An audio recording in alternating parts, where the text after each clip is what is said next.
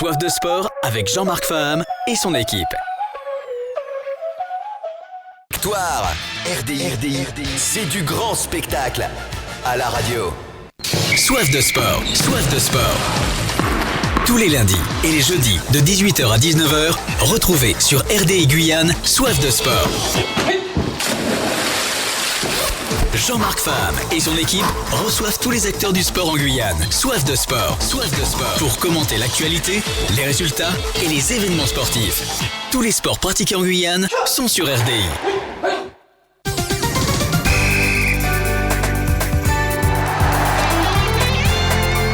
Toutes et à tous, bienvenue dans cette émission de Soif de sport. Ce soir, toujours une activité riche sur notre territoire en sport. Voilà, on est en compagnie de Monsieur Dufresnon, qui va nous parler d'aïkido, les stages de Noël et pas que. On sera aussi dans le studio avec le président de la Ligue de hand, Monsieur Polydor, qui ne va pas tarder à nous rejoindre. Et aussi, on parlera de golf et surtout de jeux Kalinia, donc en direct d'Awala et Aimapo. Voilà.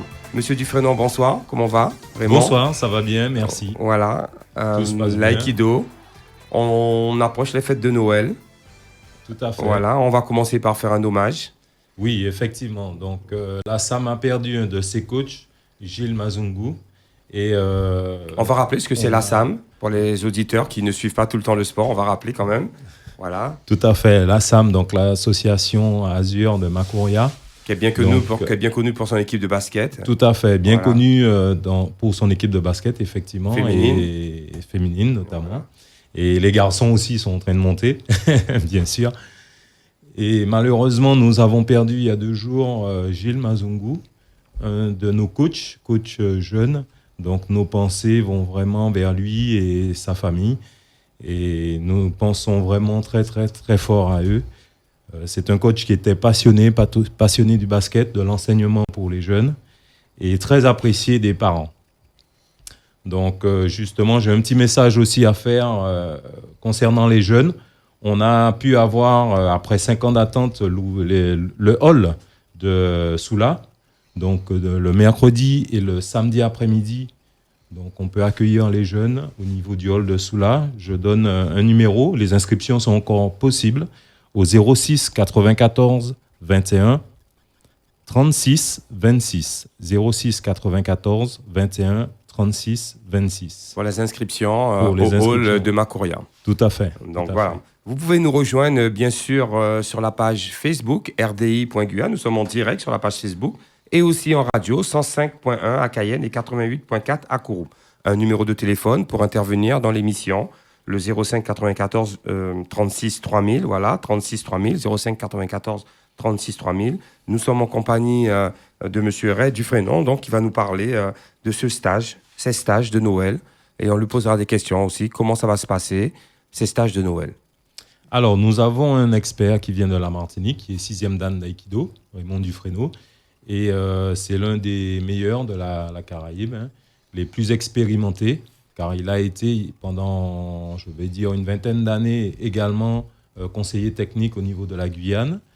Il est maintenant délégué technique uniquement de la Martinique. Il a chapeauté Martinique, Guadeloupe, Guyane. Il fait partie des membres du Collège technique national.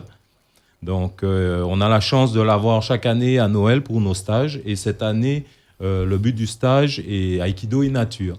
Donc, nous sommes 4 clubs, la SAM, la Kamag, le Seroku Samurai et le SCAM, à travailler sur ce projet. Et on a invité cette année l'Institut Polyformation avec M. Gilles Rochemont, qui a aussi pratiqué de l'aïkido. Il est professeur diplômé en sciences de santé, qui va nous permettre de revenir un petit peu sur cette nature. Car notre stage est un petit peu dédié aussi à l'aïkido et nature. Pourquoi la période de Noël? Un stage en période de Noël, on sait que les compétitions des autres activités ont commencé. L'aïkido, c'est vraiment un art, une philosophie. Pourquoi justement placer à cette période où les enfants rentrent en vacances à partir du 22 décembre, les parents aussi un petit peu. Pourquoi cette période? La période de Noël, c'est une période, je vais dire, familiale, où on se retrouve. Donc, c'est aussi une période où on finit l'année, on fait le point un petit peu sur ce qu'on a fait. Et la venue de cet expert nous permet de nous ressourcer et de faire le point sur ce qu'on a fait dans l'année et repartir sur une nouvelle année avec de nouvelles bases et puis d'autres approches au niveau de l'aïkido. Donc, 4 clubs réunis pour un stage. Tout à fait. Sur Makuria, où ce stage va être mobile, va se déplacer dans on va dire les quartiers de Makuria, Soula, ou venir sur Cayenne ou Maturi. Comment ça va se passer au niveau du programme? Alors, le programme, dans un premier temps, est prévu comme vendredi, samedi, 21, 22. Nous avons donc stage vendredi soir de 18h30 à 20h30. Le samedi matin, le samedi après-midi. Ensuite, il y aura les jours de Noël. Donc, 23, 24, 25. Ce sera Noël. On fait notre petite pause, on va dire, familiale. Ensuite, on attaque du 26 au 28 à Maturi, Dojo Lucie de Causse, de 19h à 21h. Et le stage va se terminer sur Apatou. On va partir en week-end nature sur Apatou. Il y a les installations, vous avez déjà fait l'état des lieux. Comment est-ce que ça se passe?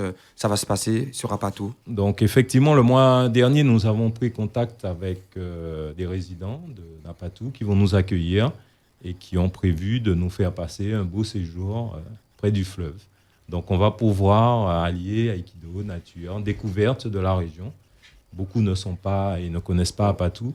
C'est pourquoi le thème nature Tout à fait. et sport. Exactement. Voilà. Est-ce qu'il y a déjà beaucoup d'inscrits à ce stage ou est-ce que c'est encore ouvert? Le stage est encore ouvert. Hein. Tous les pratiquants, tous ceux qui ont envie de découvrir aussi l'aïkido, les autres arts martiaux sont invités à prendre contact avec moi au 06 94 90 73 72.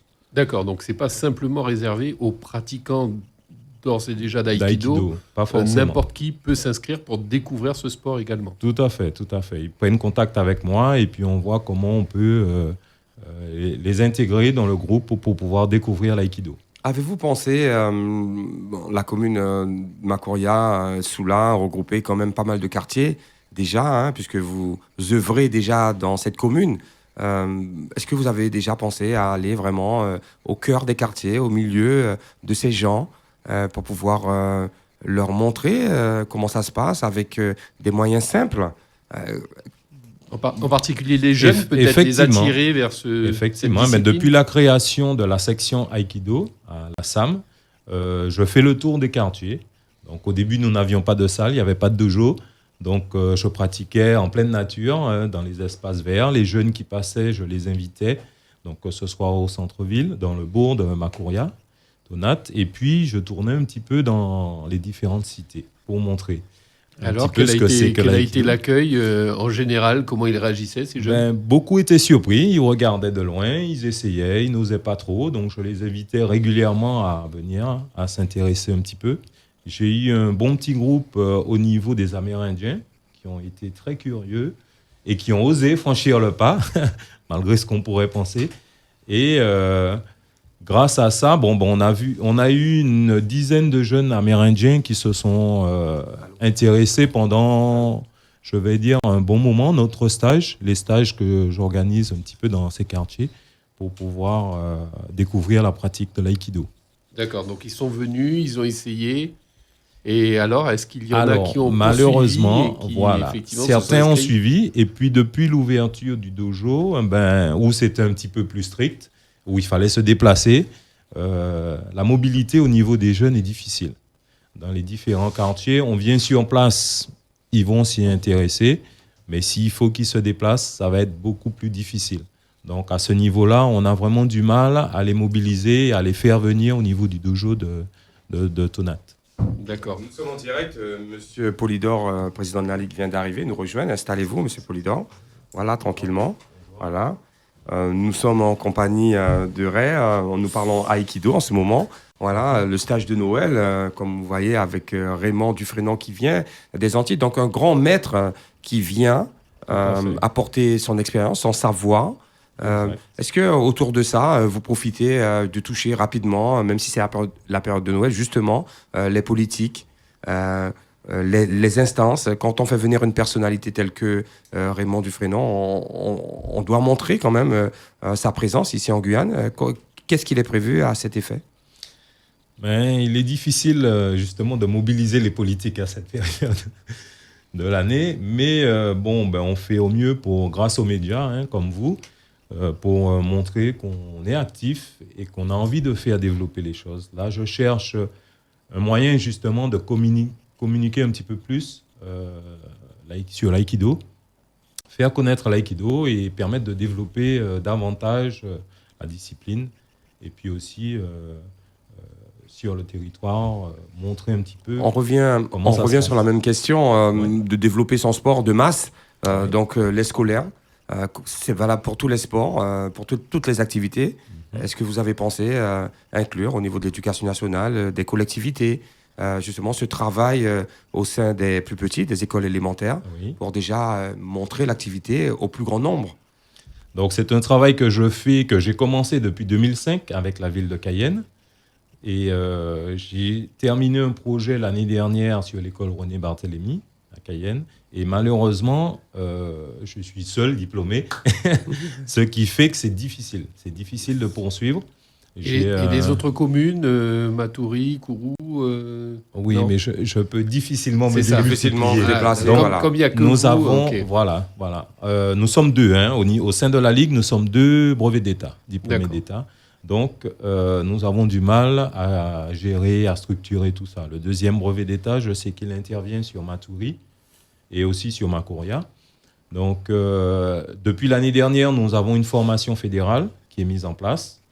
Nous avons une dizaine de jeunes qui sont formés au brevet fédéral que nous essayons d'amener un petit peu plus vers le CQP et ainsi de suite. Et l'idée d'Apatou pour le stage ? Apatou, c'est la grande aventure. La grande aventure. Donc, c'est le dépaysement total pour beaucoup. On ne connaît pas Apatou, on ne connaît pas du tout cette région. On s'arrête à Saint-Laurent. Et après Saint-Laurent... Donc, c'est une manière aussi de découvrir le territoire et dans toutes ses composantes. Exactement. Surtout que nous sommes sollicités énormément sur Maripasoula, sur Camopi, où je suis déjà intervenu 2 fois. 3 palétuviers.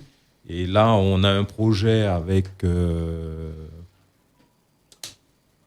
Caillodé, un ami qui est sur Caillodé. Voilà. Donc, qui va nous rejoindre et c'est en train de se mettre en place. Pour creuser un peu techniquement et surtout humainement, comment est-ce que vous amenez à faire comprendre que l'aïkido, c'est une philosophie, c'est la maîtrise de soi, et pas un sport comme les autres, comme le judo, comme le karaté ou comme la boxe, des sports de combat qui sont très valorisants puisqu'ils sont disciplines olympiques. Et l'aïkido, d'un autre côté, amène d'autres choses à la personne. Comment est-ce que vous œuvrez? Exactement. L'aïkido, pour vraiment creuser dans cette activité.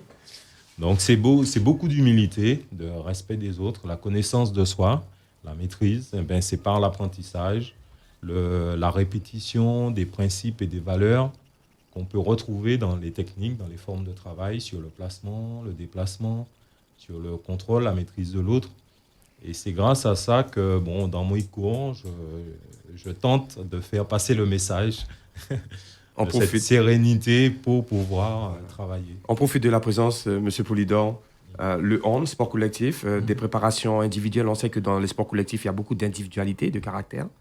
Des stages complémentaires entre des disciplines justement comme l'aïkido. Est-ce que vous qui êtes jeune sportif depuis des années, on regarde tous les sports nous aujourd'hui, est-ce que ça vous parle de pouvoir vous mélanger à une telle discipline? Évidemment, puisque les sports évoluent et les techniques évoluent aussi. Je crois qu'aujourd'hui, tous les sports collectifs s'appuient sur tout ce qui est préparation mentale. Donc il est évident qu'effectivement, sur ce type de discipline-là, on pourra faire appel à... Voilà, c'est ce que je voulais dire. Beaucoup de sports collectifs ne font pas appel chez nous, en tous les cas, à des sports mentaux. Ah si. Voilà. Je sais que le football le fait, le basket le fait. Certains clubs le font individuellement. Parce qu'aujourd'hui, on a besoin de préparer le sportif, non pas physiquement seulement, mais aussi mentalement. Parce surtout que le mental est très important. Donc, j'ai vu qu'il y a M. Gilles Rochemont. Oui. Voilà, est-ce que vous pouvez nous en dire plus sur qui il est Puisque apparemment, il est là pour de la préparation physique et mentale. Tout à fait, tout à fait. Donc, effectivement, nous l'avons invité à l'occasion de ce stage pour qu'il nous apporte un petit peu cet aspect, je vais dire, science de la santé ayurvédique au niveau méditation. Donc, c'est surtout ça. C'est un travail que je fais avec lui depuis près de 2 ans maintenant. Mais qui il est? Est-ce que vous pouvez nous dire, Alors. voilà, de le présenter pour ceux qui ne le connaissent pas, parce que Voilà, je sais pas c'est si ça, tout le Marc. monde connaît Gilles Rochemont. Hein. Donc, Gilles Rossement, c'est un maître diplômé dans sciences de la santé ayurvédique. Et il est aussi instructeur en méditation. Donc, c'est l'Institut Polyformation qui se trouve à Rémy-à-Montjoly. Et avec lui, nous travaillons sur l'aspect préparation, je vais dire physique et mentale, qu'on retrouve dans les arts martiaux et notamment au niveau du yoga. Donc il y a cet aspect martial qui est au niveau du yoga qu'on retrouve également en aïkido. Il y a des similitudes sur les techniques, la technicité, les déplacements, sur la prise, je vais dire, de contrôle de soi et le travail avec l'autre, en partenariat, en harmonie avec l'autre. Voilà. On va rappeler aux auditeurs, stage de Noël, avec stage d'aïkido de Noël, avec Raymond Dufresnon, donc du 21 décembre au 28 décembre 2018, au dojo Lucidécos, déjà, pour commencer à Matoury. Et puis, ça se poursuivra sur Apato, une sortie, le samedi 29. Donc, venez nombreux participer justement à ce stage qui peut vous amener la partie mentale et la partie physique. Donc, c'est complémentaire, l'aïkido, une philosophie, bien entendu, la plus ancienne, on va dire, Oui. parmi les sports d'arts martiaux, Oui. qu'on peut bien suivre. Tout Voilà. à fait, tout à Donc, fait. voilà. Donc, le numéro de téléphone, donc le 0694 90 73 72 et le 21 36 26, donc 06 94 pour les inscriptions. Vous pouvez les appeler ou venir vers nous, la radio, pour avoir des informations au 36 3000 sur ce stage de Noël d'aïkido bien encadré par Raymond Dufresnon et pas que. Voilà, merci à vous. Merci beaucoup. On va faire une petite pause d'1 minute à peine et retrouver tout de suite Monsieur Polydor, le président de cette ligue de hand de Guyane. Soif de sport, soif de sport. Tous les lundis et les jeudis de 18h à 19h, retrouvez sur RDI Guyane Soif de sport. Jean-Marc Fam et son équipe reçoivent tous les acteurs du sport en Guyane. Soif de sport, pour commenter l'actualité, les résultats et les événements sportifs. Tous les sports pratiqués en Guyane sont sur RDI. Le Noël des bonnes affaires, c'est chez Conforama. Le salon 3 places plus 2 fauteuils structure en bois eucalyptus, tissu gris et polyuréthane noir est au prix enchanteur de 699 €. Et ce n'est pas fini. L'ensemble table cuisine plus 4 chaises, blanc et noir, 99 €. Oui, 99 €. C'est fou, non? Le meuble TV Gaïba bicolore sur roulette avec ses 4 niches de rangement, 79,90 €. Le partenaire officiel du Père Noël, c'est Conforama. Conforama, le confort pour tous.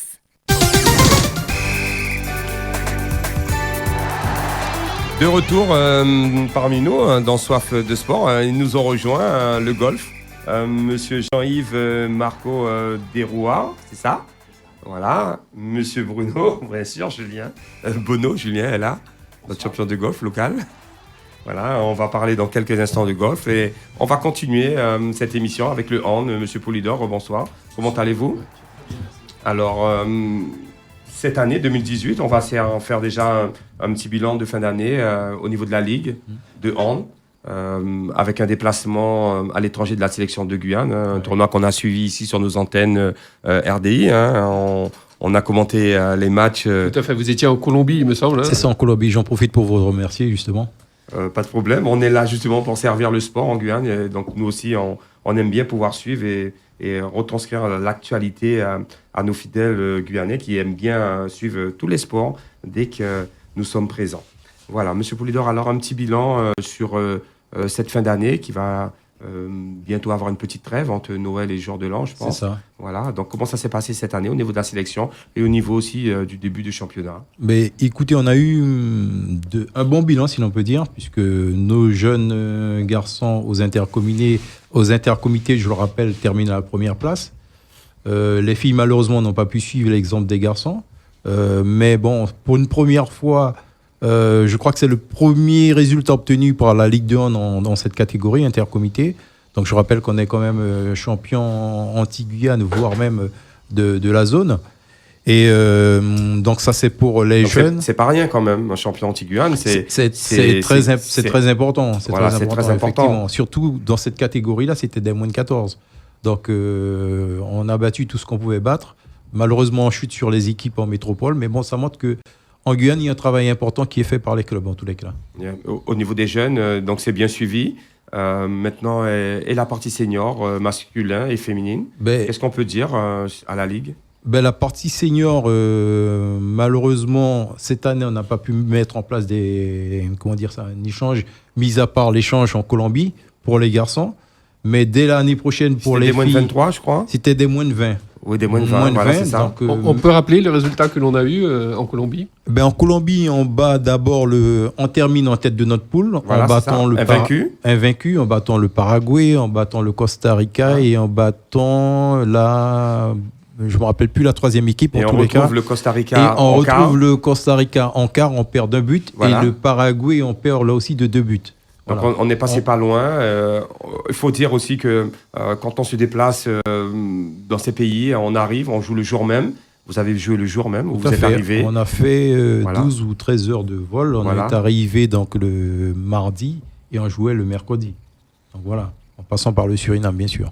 Voilà. Alors, il ne faut pas oublier qu'on jouait contre des nations. Et nous, petit département d'outre-mer, avec une sélection qu'on avait mis en place un mois avant, donc des jeunes, et qui rencontrent donc des pays qui sont déjà aguerris, qui ont une certaine habitude de ce type de compétition.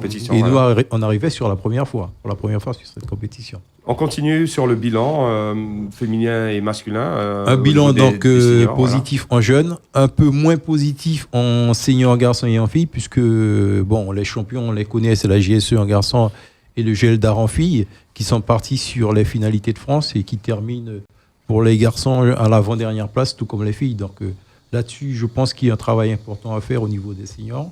Savoir se déplacer, mais savoir aussi tenir le résultat. On est toujours dans les mêmes difficultés. Ici en Guyane, manque de compétition, manque de confrontation avec des équipes un peu plus fortes régulièrement pour avoir des matchs réguliers plus de haut niveau, quel que soit au basket, au foot, on retrouve ça au rugby, un peu partout. Oui, tout à fait, mais je crois que d'ici l'année prochaine, les choses vont changer puisqu'on est rentré en plein IHF.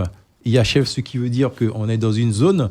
Qu'est-ce que ça veut dire, IHF? C'est International Handball Fédération, la Fédération internationale de handball. Voilà. D'accord. Donc on est dans la zone Amérique du Sud. Voilà. C'est la première fois que la Guyane rentre dans c'est la première fois que l'IHF a éclaté le Panaméricain en 2 zones. Une zone Amérique centrale et Amérique du Sud et une zone Amérique du Nord et Caraïbes. Donc nous, on fait partie de la zone Amérique centrale et Amérique du Sud. Amérique centrale avec et Amérique le du Brésil, Sud. l'Argentine, des gros pays comme ça, forts au hand.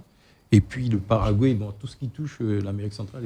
Avant de passer sur 2019, on finit l'année 2018. Donc voilà, l'année 2018 aussi nous a permis, nous, Ligue, de nous étoffer, puisqu'on a fait venir un CTF, ce qui n'était pas chose facile et évidente, compte tenu de nos problèmes financiers. Et donc aujourd'hui, on peut dire qu'on arrive à structurer la Ligue, à faire en sorte que la Ligue réponde véritablement à sa mission.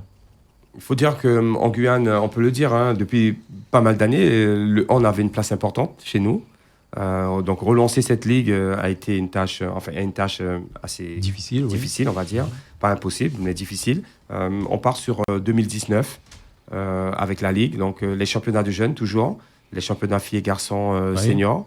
Voilà. Qu'est-ce qu'on peut attendre vraiment avec la rentrée de la Guyane justement dans cette internationale Avant de parler de la rentrée de la Guyane, on a une grosse compétition au mois d'avril qui s'appelle le Honzag, où on aura les sélections de Martinique, Guadeloupe, Guyane en garçons et en filles, une équipe de métropole plutôt handball, une équipe N2, et aussi une équipe de métropole en filles, N1 féminin, le stade Pessaquet. Donc le handball. C'est une compétition qui est organisée par la Guyane. Alors d'habitude, elle touchait que les Antilles. Aujourd'hui, on a souhaité inviter 2 équipes de métropole pour vraiment montrer ce que c'est que le hand en métropole, la différence qu'il y a entre les équipes de métropole et celles de Guyane et ce vers quoi on Mais veut ça se tendre. passera sur notre territoire. Tout à fait. Donc avec des équipes de métropole, des équipes Tout des à Antilles fait. qui viendront. Donc plusieurs catégories. Non, pardon, enseignant garçon et enseignant fille. Senior garçon et senior fille. Et c'est prévu en quelle période En période, Avril. au mois d'avril, en période C'est ça. pascale, exactement. Donc pour les fêtes de Pâques. Voilà. Ah ouais, tout à fait. Donc c'est déjà en préparation, les catégories, les entraîneurs. Donc les entraîneurs, on va parler sur l'encadrement au niveau de la Ligue. Oui. Vous avez des entraîneurs diplômés qui sont là, comme pour le football, un CTR qui est là pour gérer fait. le hand. Tout à fait. Et comment est-ce que ça se passe, le travail Disons que nous, on a voulu effectivement faire en sorte que les entraîneurs qui sont sur les sélections, et pas seulement sur les sélections, mais sur tous les clubs, soient des entraîneurs formés. Aujourd'hui, il n'est pas question d'asseoir un entraîneur sur un banc s'il n'est pas formé. On a aussi des personnes d'expérience de longue par, date par- qui ont par la participé, VAE, effectivement, Voilà. il faut que ces personnes-là, effectivement, fassent qui ont l'effort 25 ans de hand quand même et qui ont... fassent l'effort de, effectivement, suivre la formation. Mais aujourd'hui, il faut que ces entraîneurs-là se disent, il nous faut des diplômes. pour être mieux placé, Voilà, pour être mieux exactement. placé déjà. Voilà. C'est le système français qui le veut. Il faut effectivement... il faut être diplômé pour être sur le Tout à banc. fait. Je reviens sur cette organisation. Vous avez eu le choix ou vous avez choisi d'organiser cette Non, compétition on ici a en choisi d'organiser puisque la Martinique et la Guadeloupe Guyane? L'ont déjà fait. l'ont déjà fait. Et donc, nous, on s'est dit pourquoi pas nous. Puisque l'année dernière, je rappelle qu'on devait organiser des championnats jeunes, moins de 14, en moins de 16 garçons et moins de 16 filles. Moins de 14 garçons et moins de 14 filles, mais il a été trop lourd pour nous de l'organiser. Donc, on a laissé la place aux Antilles, si l'on peut dire, pour l'organisation de la compétition l'année dernière. Cette année, on récupère les seniors. Vous avez déjà, avec ce qui se fait sur Cayenne ou Matoury, vous avez déjà le lieu où ça va se passer? Alors, on hésitait entre le Prog et Kevin Séraphin, mais je crois que le choix est fait sur Kevin Séraphin. Sur le hall Kevin Voilà, Séraphin. tout à fait. Donc, ce qui va se faire sur Cayenne, le Serge Marigat, en plein cœur d'un quartier comme La Tour, qui est en train de naître, justement à Cayenne. Est-ce que c'est un objectif de faire une compétition aussi Mais je crois que d'après les informations que j'avais, d'après la visite qu'on avait faite sur le Serge l'équipement, Marigat, oui. il n'a pas assez de place pour effectivement accueillir du public. Voilà. Puisque là, je crois qu'on va... Bon, ce n'est pas... c'est pas parce que... Bon, par rapport à ce qu'on a vu en tous les cas sur les playoffs de l'année dernière, je pense qu'on peut accueillir plus de 1200 personnes 2200 facilement. personnes, voilà. On sait que les playoffs, justement, regroupent beaucoup de monde dans SNAC, à fait. souvent. Donc, cette compétition va avoir lieu au Kevin Séraphin. Je reviens sur votre méthode. Aujourd'hui, la Ligue, avec un nouveau vice-président aussi, donc une nouvelle équipe. Comment est-ce que vous fonctionnez? On sait que le hand était beaucoup dans les écoles. Oui. À une certaine époque. Est-ce que Ben, c'est toujours le cas? On est toujours dans les écoles et on a tendance à retourner puisqu'on est en train de signer une convention avec l'USEP et on va signer une convention aussi avec l'UNSS, ce qui est déjà fait puisqu'on va travailler avec eux sur tout ce qui est formation des arbitres. Mais bon, aujourd'hui, on ne peut pas se passer des écoles parce que c'est le vivier, quoi. Et c'est là que vous allez découvrir le plus de talent. Et je crois que mon collègue de l'aïkido parlait d'Apadou. Mais on vise aussi à aller à Patou, parce que à Patou, l'Ouest, je crois qu'aujourd'hui, il faut travailler avec eux, parce que bon, on a une forte jeunesse, une jeunesse en pleine évolution, une jeunesse très intéressante athlétiquement. Aussi. Donc, il faut les zones blanches au handball, il faut qu'on les comble. Donc aussi, bien sûr, à Patou, sur Saint-Georges, que Roura, etc., etc. Sinamari, pourquoi pas Sinamari? On avait une équipe de handball à Sinamari, elle a disparu. Il faudrait peut-être qu'on remette en place l'équipe de hand à Sinamari. Et sur l'intérieur, comme Marie Passoula Marie Passoula aussi, on y pense, puisque je crois que la collectivité est en train d'installer un lycée à Marie Passoula, donc pourquoi pas. Mais effectivement, c'est trouver les ressources humaines sur Marie Passoula pour effectivement mettre en place une équipe de hand, mais pas seulement pour mettre en place une équipe de hand, mais il faut qu'aussi ils soient capables de se déplacer aussi bien sur le littoral que partout ailleurs. Donc, en ligne de mire cette grande compétition du Hanzai. Alors, cette grande compétition, pour 2019. Tout à fait. Voilà. On aura 3 ou 4 déplacements en senior garçon, senior fille, en moins 18 garçons, moins 18 filles sur sur l'Amérique du Sud, c'est-à-dire soit l'Argentine, le Brésil, on parle du Chili aussi, dans le cadre justement de l'IHF. Et donc, il faut qu'on prépare tout cela. Donc, vous, Ligue, est-ce que derrière ça, les clubs sont très, ils ont vraiment la conviction que c'est important de faire les jeunes travailler, d'aller les chercher, d'avoir plus de licenciés pour avoir plus de compétiteurs. Voilà. Est-ce que vous, Ligue, vous avez un programme très intéressant, mais derrière, les clubs puissent voir le travail qui se fait et donner l'importance. Mais je crois qu'aujourd'hui, tous les clubs l'ont compris.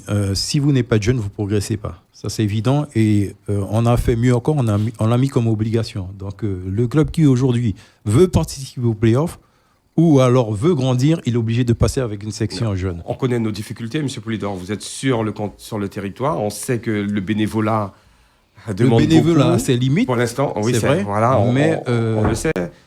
C'est quand même quelque chose à prendre en compte. Les jeunes, aujourd'hui, sont plus difficiles qu'autrefois, on va dire, pour rester gentil. Voilà. Oui, plus difficile peut-être qu'autrefois, mais je pense qu'aujourd'hui, on sait les attirer parce qu'aujourd'hui, grâce au sport, un jeune peut voyager, ce qui n'était pas évident avant. Grâce au sport, il peut vivre de son activité, donc le sport devient professionnel. Et pas seulement s'insérer socialement, mais aussi, grâce au sport, il peut devenir un arbitre professionnel. Aujourd'hui, la Fédération française de handball sort ce qu'on appelle le PPF pour les arbitres, d'accord ? Le plan de professionnalisation. Oui, il y a 2-3 ans, un championnat d'Europe, il y avait les arbitres antillais qui étaient là. Donc aujourd'hui, un jeune qui peut-être ne vivra pas du handball en tant que joueur peut être arbitre professionnel en tous les cas. Voilà. Donc, oui, Marc, vas-y. Non, enfin, c'était une petite remarque à nos golfeurs, parce que j'imagine qu'ils écoutent tout cela avec beaucoup d'attention, parce que justement, j'imagine que c'est un peu l'ambition que vous avez. On en discutera tout à l'heure. Il y a beaucoup de points de convergence, effectivement, entre les deux activités sportives. C'est un petit peu surprenant, mais je vous expliquerai pourquoi tout à l'heure. Il y a 2 choses qui me paraissent tout à fait significatives. Voilà. D'accord. Alors, une chose peut-être importante aussi, c'est que dès le mois de septembre 2019, on met en place le pôle d'accession féminin au handball. Un pôle d'accession, donc on parle comme un peu le basket à l'IFAS en ce moment. Tout à fait. Donc la différence, c'est que nous, on sera adossé à un lycée et un collège. Donc le lycée Melchior et le collège Holder. Et on ne sera pas à l'IFAS, on sera effectivement hébergé à l'internat du lycée Melchior. Donc à partir de septembre 2019, à la rentrée, pour les féminines. Et alors les garçons, on travaille dessus, puisqu'évidemment, on a pas mal de résultats au niveau des garçons. Mais pour cela, il faut qu'on arrive à convaincre la DTN, la Direction Technique Nationale, qu'il faut effectivement mettre en place en Guyane aussi bien le pôle féminin que le pôle masculin. C'est quoi l'objectif final pour la Ligue ? Vous, en tant que président, vous avez peut-être une vision, vous allez nous la dire, très lointaine pour les jeunes guyanais, voire dans quelques années. Comme tout président, effectivement, c'est de voir un Guyanais ou des Guyanais, en tous les cas aussi bien en garçon qu'en fille, en équipe de France, évidemment. On a une Guyanaise qui s'appelle Béatrice Edwige, qui en ce moment... Oui, mais c'est pas suffisant. C'est pas suffisant. On sait que c'est pas suffisant, mais c'est peut-être la locomotive pour pouvoir justement intéresser les filles et même les garçons à dire que c'est possible, on peut arriver à ce niveau. C'est possible, effectivement, mais il faut que le jeune soit au courant, se dise qu'effectivement, derrière ça, c'est du travail. C'est beaucoup de travail, c'est beaucoup d'engagement, beaucoup de souffrance. Mais bon... le résultat est très beau. Le résultat, il est magnifique. Il est magnifique. Aujourd'hui, les Françaises et Béatrice Edwige est presque en demi-finale de l'Euro 2018. Elle est championne d'Europe déjà. Voilà. On va tourner la page on vous remercie. Monsieur Poulidor, d'être venu. La porte est ouverte. On attend les compétitions, Marc, pour pouvoir relayer l'information. Voilà, on est à votre service. Peut-être une dernière information, juste pour dire qu'on a eu jeunes qui partent en décembre, d'ici une semaine, sur les championnats d'Europe à Paris sur les finales. Sur les finales. Voilà. C'est le cadeau de Noël de la Ligue à ces jeunes. Donc pour voir le championnat d'Europe. C'est ça. Voilà, en tant que supportrice. Tout à fait. Donc, voilà. On espérait des jeunes en équipe de France. Ça viendra. Mais ça viendra. Merci à vous. On va tourner une petite page de pub et retrouver nos amis du golf tout de suite sur RFM. Soif de sport. Tous les lundis et les jeudis de 18h à 19h, retrouvez sur RDI Guyane Soif de sport. Jean-Marc Fam et son équipe reçoivent tous les acteurs du sport en Guyane. Soif de sport. Pour commenter l'actualité, les résultats et les événements sportifs. Tous les sports pratiqués en Guyane sont sur RDI. Noël chez Conforama, c'est plein d'idées cadeaux à prix économique. Tenez par exemple le lave-linge Berkeley, 5 kg, 800 tours minute, est au prix incroyable de 269 € seulement. En voilà une belle idée cadeau. Et ce n'est pas fini. La barre de son LTC Bluetooth est à 129 €. La friteuse phare 2,5 litres, 39,90 €. Eh oui, Conforama vous promet un Noël inoubliable. Conforama, le confort pour tous. De retour dans l'émission de Soif de Sport, on est en compagnie de Jean-Yves Marco Desrouards et Julien Benoît. Voilà, l'activité golf, bien sûr. On va parler de ce qui va se passer, comment ça va se passer, les objectifs de ce golf de Matoury. Quand vous passez pas loin du Family Plaza, un des plus anciens golfs en Guyane. Voilà, ça servait à mon époque à faire des putts, à venir juste. On va voir le développement de ce golf tout de suite. Bonsoir Bruno. Bonsoir. Et Julien, pardon. Bonsoir Jean-Yves. Bonsoir. Voilà, vous êtes le responsable de ce golf. Oui, moi je suis président de l'association sportive. Voilà. C'est un club associatif effectivement qui s'appelle Practice et Golf de Matoury. Alors ça a été créé en 2000 par quelques fanatiques qui trouvaient effectivement mieux de pouvoir développer une activité de golf à Cayenne ou à proximité de Cayenne pour éviter d'aller jusqu'aux confins, non pas du département, mais un peu plus loin, voilà. Donc à Kourou, puisque le club le plus ancien, c'est celui du golf de Lens à Kourou. Ça a été créé de manière tout à fait bénévole, justement pour cette proximité et aussi parce que il nous paraissait à l'époque, puisque moi je fais partie des créateurs de l'association, il nous paraissait essentiel d'axer donc la future association sur une politique de jeunes. C'est pour ça qu'il y avait des convergences avec ce que j'entendais tout à l'heure au niveau du handball. Donc une politique de jeunes. On a créé immédiatement une école de golf et on a voulu vraiment que ce soit la possibilité pour des jeunes éventuellement dans un milieu pas forcément aisé. Pas forcément aisé et facilitateur pour découvrir le golf. Justement, on a voulu étendre cette activité qui est merveilleuse au niveau du sport peut-être à des jeunes qui n'étaient pas, de manière évidente, appelés à connaître le golf.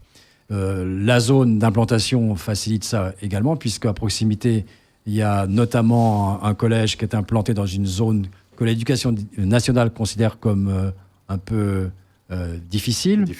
Et que donc, tous ces jeunes qui viennent fréquenter nos installations répondent parfaitement à ce critère de pouvoir étendre l'activité du golf, le faire connaître à des gens qui n'ont pas peu de chance de connaître le golf.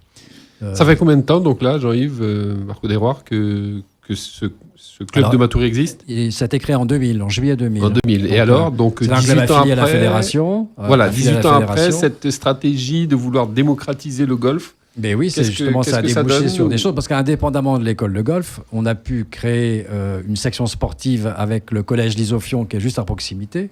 Et donc, notamment cette année, il y avait, jusqu'à la fin de l'année scolaire, une quarantaine d'enfants qui venaient découvrir le golf et pratiquer le golf avec donc, des cours donnés par un professeur de golf. C'est quelque chose dont on a, je pense, de légitimes raisons de se montrer non pas fier, parce qu'il ne faut pas être présomptueux non plus, mais en tout cas de penser qu'on a pu répondre aux critères ou aux racines même du club qui, à sa création, voulait justement combattre cette image que véhicule encore le golf, parce qu'il faut dire les choses clairement, d'un sport élitiste, même d'un sport bourgeois, voire d'un sport réservé aux métropolitains. Tout ça, c'est des choses contre lesquelles on se bat, parce que ça ne correspond pas du tout. Si ça correspond à l'image du golf, ça ne correspond pas à la réalité du golf. Je dois dire que moi, j'en suis un exemple frappant. Par dérision, je dis que j'ai passé beaucoup plus de temps, puisque j'ai quand même un certain âge, à critiquer le golf et les golfeurs qu'à le pratiquer. Je regrette bien d'avoir perdu de vue et d'avoir eu cette attitude tout à fait distante vis-à-vis du golf, et voire méprisante, alors que vraiment, c'est une découverte de chaque jour. Même quand les résultats sont imparfaits, il y a le plaisir de la pratique de ce sport, que ce plaisir, il est absolument indéfectible. Je reviens sur l'image, les jeunes, la formation de jeunes à ce golf, qui a ouvert ses portes en 2000, 18 ans. Est-ce qu'au niveau communication, vraiment ça a été fait pour que, pas seulement les jeunes qui sont à proximité, vous avez beaucoup parlé du collège qui est à proximité, mais est-ce que c'est les jeunes d'un peu plus loin, de Cayenne, de Macouria, ont eu vraiment ce retour, et même les médias, ce retour que ce golf était fait pour les jeunes? Parce que les premiers golfeurs ont été des personnes un peu plus âgées qui sont venues faire les premiers mouvements de golf. Est-ce que vraiment au niveau de la communication, puisque moi-même, je suis revenu ici en 2003 et j'ai toujours vu ce golf pour les adultes et un peu moins pour vraiment les enfants, puisqu'il y a des projets avec pas mal de clubs. On parlait tout à l'heure d'échanges entre des sports co et des sports individuels, d'échanges, d'emmener des jeunes découvrir les golfs, justement de très jeunes. Des écoles de foot peuvent venir découvrir ce golf aujourd'hui. On va faire la promotion de ce golf, mais est-ce que la communication était vraiment à la hauteur de vos désirs? Peut-être effectivement que la communication n'a pas été à la hauteur de ce qu'elle aurait pu ou dû être. Je rappelle que c'est quand même un club associatif et que ça ne fonctionne que sur du bénévolat. Et que sur des dons, soit du partenariat, du sponsoring, sponsoring, sur la débrouillardise aussi, parce qu'il a fallu mettre le terrain en état. Il a fallu maintenant. Vous parlez tout à l'heure des débuts de l'association où c'était que du putting. C'était un petit peu plus que ça au niveau de l'analyse que vous en faites, parce que effectivement il y avait du putting, mais il y avait également le practice. Le practice, c'est une aire d'entraînement où on peut taper des balles, qu'il faut les ramasser après bien sûr, mais on tape des balles et on s'entraîne déjà. Donc il y avait dès l'origine. C'est ce que je voulais pour dire. Les non-connaisseurs, est-ce qu'on peut préciser putting, practice, putting Alors sur ça, moi je vais donner la parole à Monsieur Julien Bonneau, qui est maintenant celui qui est en charge de l'école de golf et de la section sportive qui va reprendre, et qui est un des meilleurs, ou même le meilleur, même si sa modestie doit en souffrir, le meilleur joueur de Guyane, puisqu'il a, je crois, remporté le championnat. Il nous fait l'honneur de donner des cours maintenant au niveau justement des jeunes de manière prioritaire, et également à certains adultes dans le cadre d'activités qu'il peut vous décrire. C'est un renfort précieux d'avoir un joueur de sa trempe et de sa qualité. C'est un pédagogue de métier, donc franchement... L'image est très bonne, puisqu'il est aussi un entraîneur de basket, voilà, donc il a plusieurs arcs à ses cordes. Et parmi les bons joueurs de golf, il y a également, quand on parlait effectivement des liens entre plusieurs activités sportives, il y a un des meilleurs joueurs de golf de Guyane qui est Byron Zoulemaro, qui faisait partie justement de la sélection de hand, qui est allé en Colombie récemment. Donc vous voyez qu'on peut être bon dans les deux sports. Et Julien Bonneau en est une démonstration. Donc je reviens vraiment pour développer. Il faut une image. Ici, on sait qu'en Guyane, on est vite mis dans un cadre. On peut le dire, on fait quelque chose pendant 2 mois, on est stipulé comme si. Donc voilà, j'étais vraiment sur l'image, sur cette communication pour les jeunes, pour pouvoir vraiment venir pour développer au niveau de la masse déjà. Alors pour l'extension, donc c'est pas limité bien sûr aux jeunes de la section sportive du collège d'Isophion. Il y a une école de golf qui a été créée dès l'origine et qui est ouverte à tous les enfants de Guyane, bien sûr. Donc il y a des enfants de Cayenne, de Montjoly qui viennent, de Matoury. Il y a eu effectivement... Sur les communications, il y a eu plusieurs fois des lettres que j'ai envoyées en tant que président à toutes les communes de Guyane. Je n'ai pas eu beaucoup de réponses, effectivement, parce que je crois que, et c'était pour ça que ce type d'émission, je pense, est extrêmement précieux pour détruire cette image de golf, de golf sport élitiste ou même bourgeois. Si ça avait été ça, moi je m'y serais jamais mis. Je m'y suis mis quand je suis venu en Guyane au golf. Donc, et donc de le dire et de le redire, on le dit jamais assez. C'est un sport qui n'est pas cher. C'est moins cher que de participer à certaines écoles de football, par exemple. C'est pas pour critiquer, mais c'est pour détruire l'image d'un sport qui n'est pas coûteux. Les enfants qui viennent, ils payent une cotisation pour rentrer à l'école de golf, mais on leur fournit le matériel. Ils ont des installations gratuites. Ils peuvent venir quand ils le veulent après. Ils sont pris en charge. Il y a des compétitions qui peuvent être effectuées parce que je vous indique aussi que par rapport à votre remarque de tout à l'heure, désormais les activités, ça s'appelle effectivement Practice et Golf de Matoury, parce que maintenant nous avons obtenu, après beaucoup de démarches, et de difficultés, mais nous avons pu faire les travaux nécessaires pour que le parcours de golf du PGM soit un parcours de 9 trous, homologué par la fédération et habilité à recevoir des compétitions à tout niveau, officiellement encadrées par la fédération. Donc ça, justement, quelles sont les relations entre les trois golfs, le PGM, celui de Lens et puis celui de Zulimaro à Matiti? Ce sont des relations triangulaires, puisqu'il n'y a pas de comité départemental ni de ligue, mais les relations entre les trois clubs sont de plus en plus proches les uns des autres. Il y a notamment beaucoup de relations. Il y a un programme qui est élaboré désormais chaque année pour que les compétitions que chaque club organise puissent se dérouler de manière non concurrentielle, que chacun respecte l'état de l'autre, avec un calendrier qui est établi. Ça a fonctionné très bien depuis la deuxième année où ça fonctionne très bien. Donc cette concertation est de plus en plus étroite, au bénéfice évidemment des différents golfeurs et des différents clubs. D'accord. Et est-ce que chacun est positionné, par exemple, est-ce que vous êtes plus positionné sur la formation justement? Est-ce qu'un autre est plus positionné sur tel type de compétition? Non? Ou est-ce que... C'est-à-dire qu'il y a 3 clubs en Guyane. Il y a le golf de Lens, dont j'ai parlé tout à l'heure, qui est le plus ancien. Il y a le golf des Trois Collines de M. Zulimaro, qui est le seul parcours de 18 trous homologué, réellement 18 trous. Et puis il y a le parcours du PGM, le club, avec un parcours de 9 trous homologué. C'est évident que c'est pas critiquer les autres clubs de dire que, actuellement en tout cas, la seule école de golf qui existe en Guyane, c'est celle du PGM. Ce qui est un petit peu peut-être dommage, ça serait mieux qu'il y en ait 3 dans chaque club.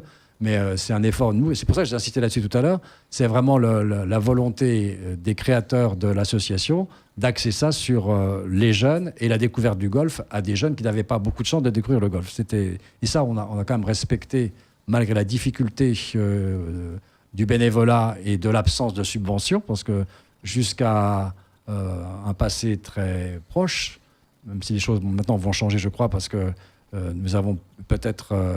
obtenu de la part des services de l'État des accompagnements qui vont permettre de mieux développer l'activité, peut-être de pouvoir aussi investir dans la communication, en étant sûr de pouvoir tenir la route, si j'ose dire, avec des aides. Jusqu'à présent, c'était des choses qui étaient beaucoup plus difficiles à mettre en place.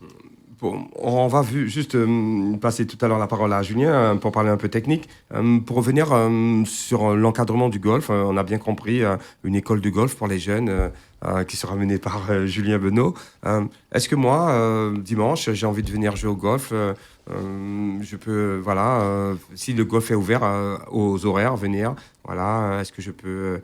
venir taper de balles. Mais c'est même un scandale que vous ne soyez pas déjà venu. Le golf vous attend depuis longtemps. Mais oui, mais voilà, parce que en Guyane, on sait qu'il y a une façon particulière de fonctionner.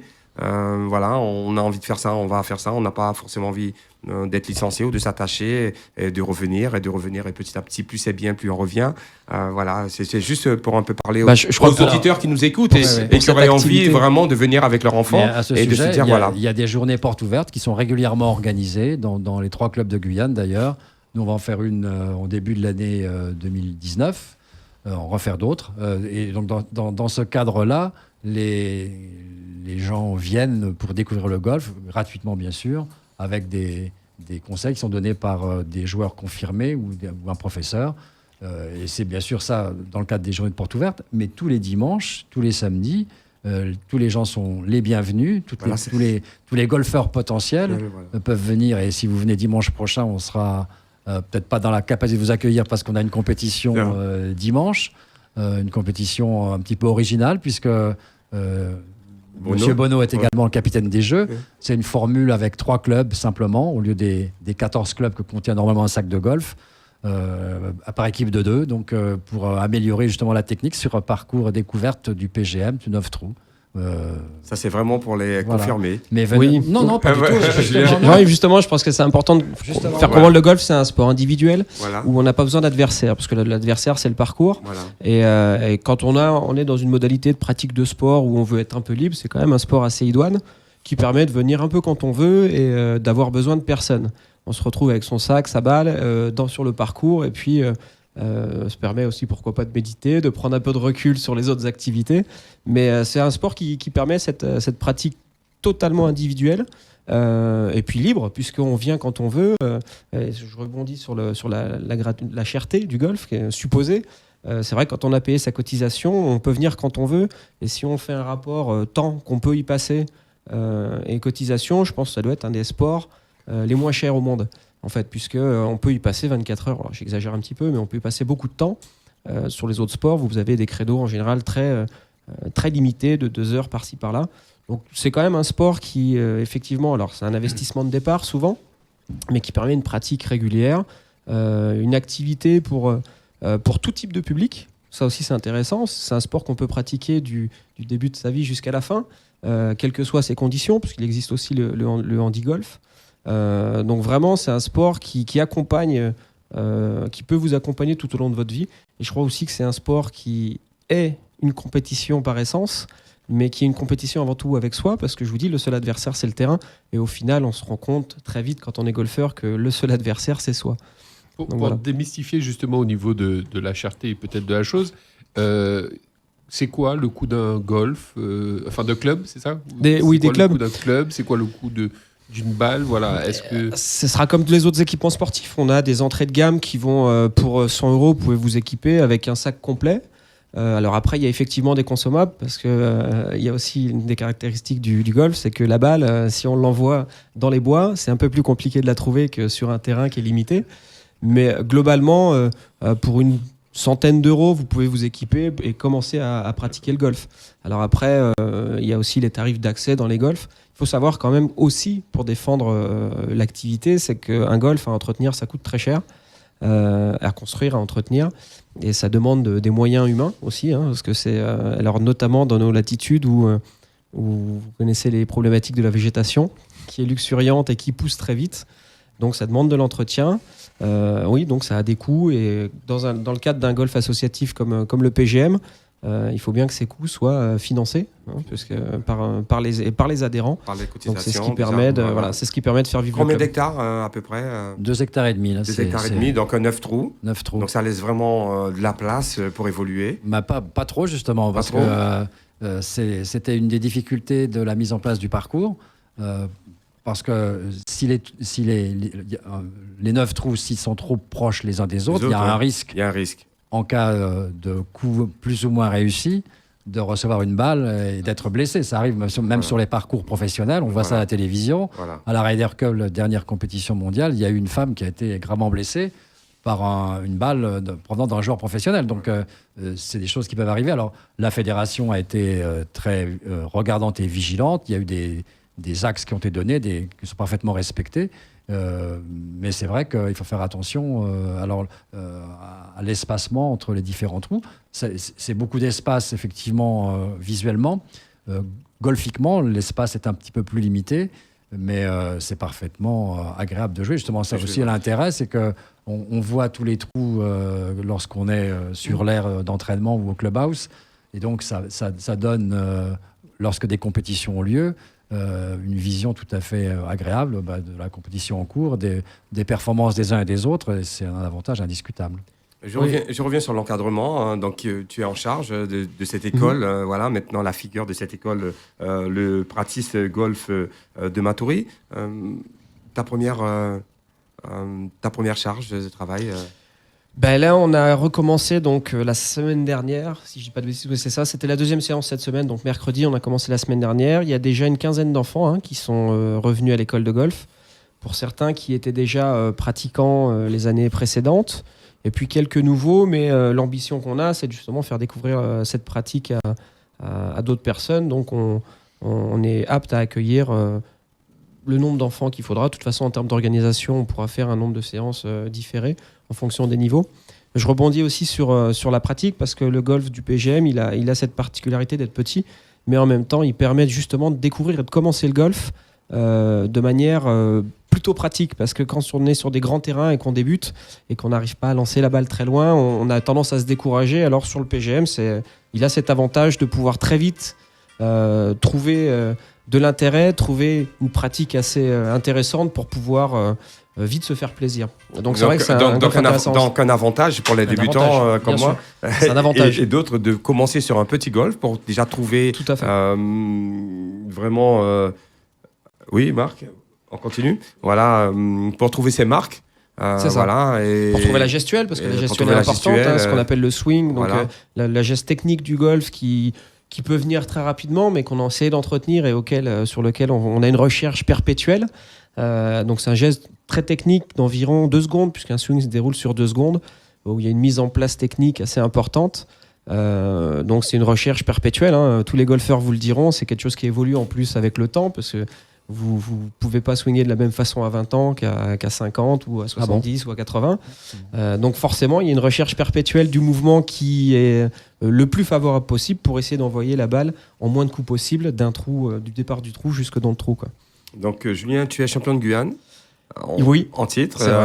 Tu as eu l'occasion de partir sur le Golfe de France. Alors, juste après la Ryder Cup. C'était pas le championnat de France. C'était la même chose. Je sais que c'était pas la même chose. Je termine l'explication puisque tu as été vainqueur sur le golfe des Trois Collines chez Julien Marot. Donc les 2 premiers sont partis en métropole.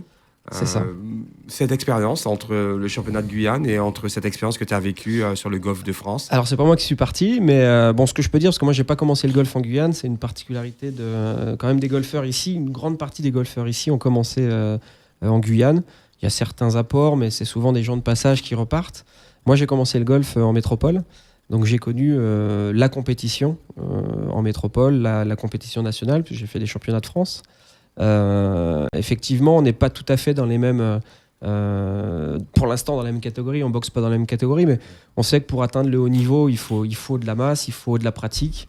Le golf en Guyane, c'est une pratique assez jeune, donc il faudra du temps pour mettre en place des choses, mais si les jeunes s'y mettent, il n'y a pas de raison de sortir, pourquoi pas des jeunes. Et alors ce qui est intéressant aussi dans le golf, c'est comme on disait le hand tout à l'heure, c'est qu'il y a des métiers autour du golf qui permettent de vivre de sa passion.